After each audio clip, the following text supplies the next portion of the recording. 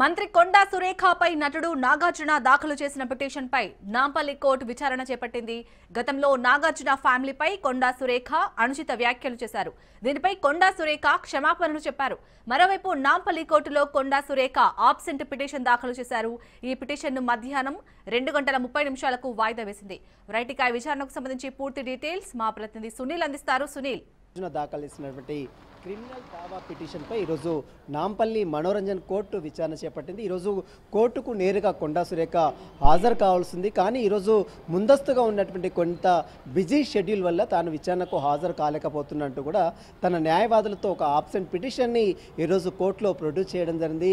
ఇక మరోవైపు ఈ పిటిషన్ని మధ్యాహ్నం 2:30 తర్వాత నాంపల్లి మనోరంజన్ కోర్టు మరొకసారి విచారణ చేపట్టే అవకాశం ఉంది. మనం చూడొచ్చు, నిన్న కొండా సురేఖ చేసినటువంటి ట్వీట్ ఈరోజు సినీ రాజకీయంగా తీవ్ర చర్చాంశం మారింది.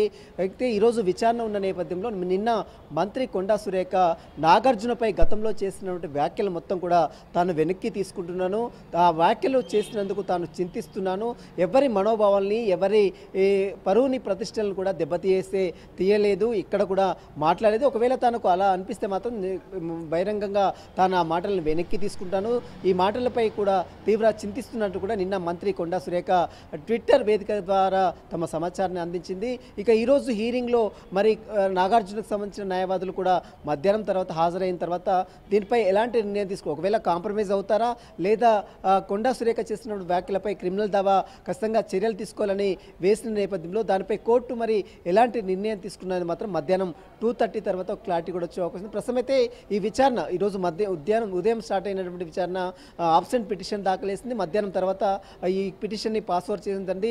మధ్యాహ్నం 2:30కి పిటిషన్పై మరొకసారి విచారించిన తర్వాత దీనిపై క్లారిటీ కూడా వచ్చే అవకాశం. మరోవైపు ఇదే అంశానికి సంబంధించిన దాంట్లో మాజీ మంత్రి బీఆర్ఎస్ వర్కింగ్ ప్రెసిడెంట్ కేటీఆర్ సైతం కొండా సురేఖపై క్రిమినల్ దావా పిటిషన్ కూడా దాఖలు చేస్తారు. ఆ పిటిషన్ కూడా నెక్స్ట్ హీరింగ్ వచ్చే అవకాశం ఉంది. ప్రస్తుతం అయితే ఈరోజు కేవలం నాగార్జున దాఖలు చేసిన పిటిషన్ మాత్రమే ఈరోజు నాంపల్లి మనోరంజన్ కోర్టు విచారించింది. ఈ పిటిషన్ని మధ్యాహ్నం 2:30కి వాయిదా వేయడం జరిగింది. శాలిని, అలాగే సునీల్, మరి ఈ రోజు విచారణ ఉన్న నేపథ్యంలో నిన్న రాత్రి మీరంటూ క్షమాపణలు కోరింది నాగార్జున గారిని కొండా సురేఖ. సో ఈ నేపథ్యంలో ఇటు నాంపల్లి కోర్టులో కొండా సురేఖ ఇటు ఆబ్సెంట్ పిటిషన్ దాఖలు చేశారు. ఎలా చూడాలి అంటే కొండా సురేఖలో కొంత మార్పు వచ్చినట్టుగా కనిపిస్తుంది. సో మరి ఏ విధమైన తీర్పు రాబోతుంది అనుకోవచ్చు?